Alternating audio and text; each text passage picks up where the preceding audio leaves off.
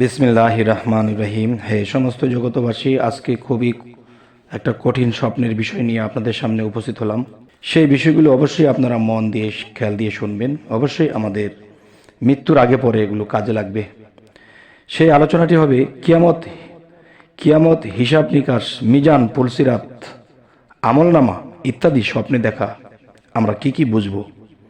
আচ্ছা, এটা হলো আমাদ ইবনে মাসরুক বললেন, স্বপ্নে দেখলাম যে কিয়ামত কায়েম হয়েছে, বান্দারা একত্রিত হয়েছে।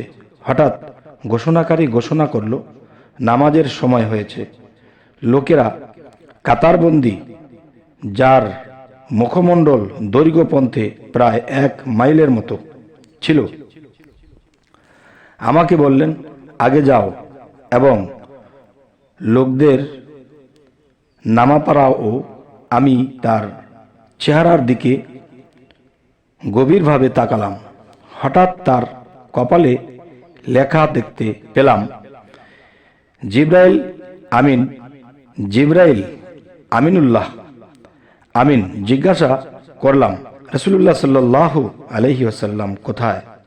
জিব্রাইল বললেন, তিনি সুফিদের, আল্লাহর বিশেষ বান্দাদের খাওয়ানো দাওয়ানো ব্যবস্থা করছেন। আচ্ছা, উস্তাদ আবু সাআদ বললেন, মহান আল্লাহ কিয়ামত সম্পর্কে বললেন, অর্থাৎ আমি কিয়ামতের দিন ইনসাফের পাল্লা কায়েম করব। সুতরাং সেদিন কিন্তু কারো প্রতি বিন্দু মাত্র জুলুম বা অবিচার করা হবে না। সূরা আম্বিয়া আয়াত ৪৭। আচ্ছা, তো এবার আসি, যদি কোনো ব্যক্তি স্বপ্নে কোনো স্থানে কিয়ামত কায়েম হতে দেখে, তবে উক্ত স্থানের অধিবাসীদের জন্য ইনসাফ বা সুবিচার প্রতিষ্ঠিত হবে এবং তথাকার জালেমদের নিকট হতে প্রতিশোধ নেওয়া হবে এবং মজলুমদের সাহায্য করা হবে। কেননা কিয়ামত হলো ইনসাফ প্রতিষ্ঠা ও ফায়সালা, সেই ফায়সালার দিন। এবার আসি, যদি কোনো ব্যক্তি স্বপ্নে কোনো স্থানে কিয়ামতের কোনো আলামত প্রকাশ পেতে দেখে, যেমন পশ্চিম দিক হতে সূর্য উদিত হওয়ার এবং মাটির নিচ হতে প্রাণী বের হওয়া, দজ্জাল বা ইয়াজুজ মাজুজ ইত্যাদির প্রকাশ ঘটা, আর লোকটি যদি সৎ ও নেককার হয়, তবে উক্ত স্বপ্ন তার জন্য সুসংবাদ বাহক হবে। আর যদি অসৎ এবং বদকার হয় অথবা খারাপ কাজের এরাদাকারী হয়, তবে উক্ত স্বপ্ন তার জন্য সতর্ক ও হুঁশিয়ারি হবে। আচ্ছা, এবার আসি, যদি কোনো ব্যক্তি স্বপ্নে দেখে যে কিয়ামত কায়েম হয়েছে এবং সে মহান আল্লাহর সম্মুখে দণ্ডায়মান রয়েছে, তবে উক্ত স্বপ্ন দ্রুত সত্য এবং সেখানে অতি তাড়াতাড়ি ন্যায় ও ইনসাফের প্রকাশ ঘটবে। আলহামদুলিল্লাহ, সুবহানাল্লাহ। এবার আসি, যদি কোনো ব্যক্তি স্বপ্নে দেখে যে কবর ফেটে গিয়েছে এবং মৃতরা কবর হতে বের হচ্ছে, তবে উক্ত স্বপ্ন ও ন্যায় বিচার প্রতিষ্ঠিত হওয়ার ইঙ্গিত বহন করছে। আচ্ছা, এবার আসি, যদি কোনো ব্যক্তি স্বপ্নে দেখে যে সে কিয়ামতের ময়দানে অবস্থান করছে, তবে উক্ত স্বপ্ন তার জন্য সফর ভ্রমণ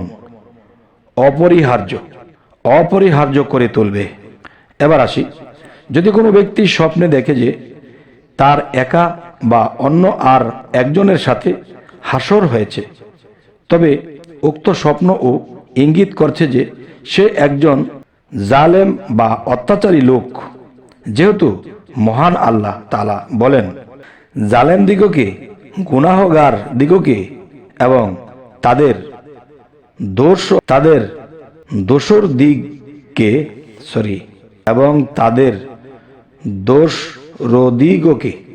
একত্রিত করব। সূরা আস-সাফফাত আয়াত 22।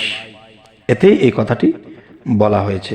যদি কোনো ব্যক্তি স্বপ্নে দেখে যে শুধুমাত্র তার উপরেই কিয়ামত কায়েম হয়েছে, তবে উক্ত স্বপ্ন তার মৃত্যুর ইঙ্গিত বহন করে।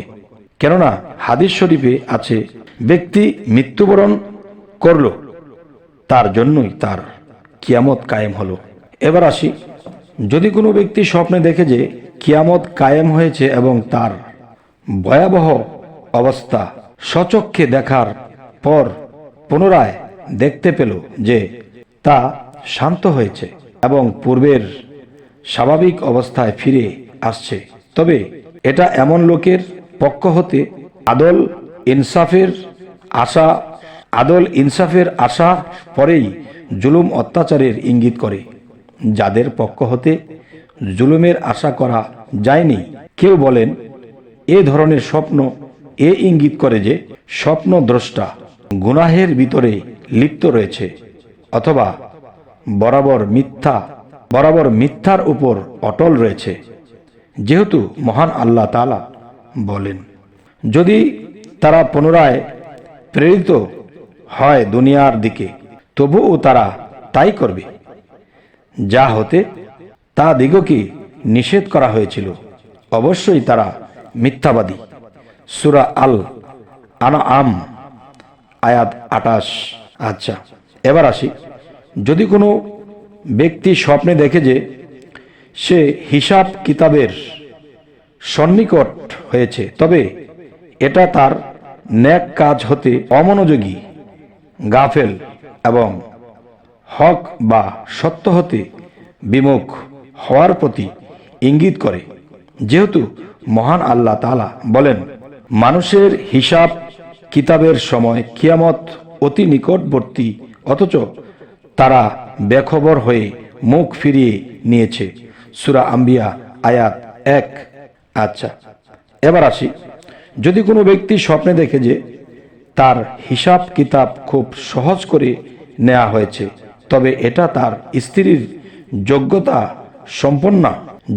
সম্পন্ন হওয়ার, এই স্বামীর প্রতি স্নেহ মমতাশীলতা এবং দিন ধর্মের উত্তম হওয়ার প্রতি ইঙ্গিত করে। তবে হে সমস্ত জগতবাসী, আজকে আপনাদের সামনে যেই স্বপ্নের কথাগুলো তুলে ধরলাম, তবে দেখেন, আমরা জীবনে চলার পথে এই স্বপ্নগুলো অবশ্যই আমাদের বোঝা দরকার। তাহলে এই স্বপ্নগুলোর মধ্যে আল্লাহ কিন্তু ইহকাল ও পরকালকে তুলে ধরেছেন। তবে অবশ্যই আমাদের খেয়াল করে চলতে হবে, স্বপ্ন আমাদের বুঝে চলতে হবে, আর না হয় আমরা সামনের দিনগুলো বিপদেই কাটতে পারে। আর বিপদে থাকলে আল্লাহর ইবাদত করা যায় না, সমস্ত কিছুই এলোমেলো হয়ে যায়। তাই বলবো, আজকের পর থেকে আমরা অবশ্যই স্বপ্নের ব্যাখ্যা করে চলবো এবং আমাদের চ্যানেলটির দিকে অবশ্যই আপনারা খেয়াল রাখবেন, যাতে করে আমরা এই স্বপ্নের ব্যাখ্যাগুলো বুঝে বুঝে চলতে পারি। তো অবশ্যই সাবস্ক্রাইব করে নেবেন পরবর্তী আকর্ষণের জন্য। সকলেই ভালো থাকবেন। আল্লাহ হাফিজ।